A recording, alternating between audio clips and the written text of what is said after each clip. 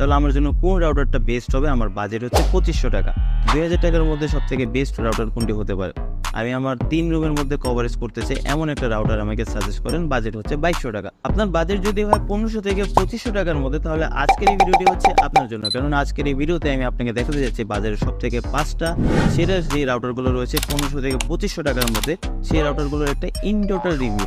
Previous যে একটা video ছিল 1500 টাকার মধ্যে সেরা 5টি রাউটার, সো সেই রিভিউতে যে সকল কমেন্টগুলো এসেছে আপনাদের সকল কমেন্টের একটা ইন টোটাল সলিউশন নিয়ে আজকের এই ভিডিওটা হবে। সো কমেন্ট করতে ভুলবেন না। So let me introducing myself as Yasin Hossain Faisal and you are watching YTT YouTube channel.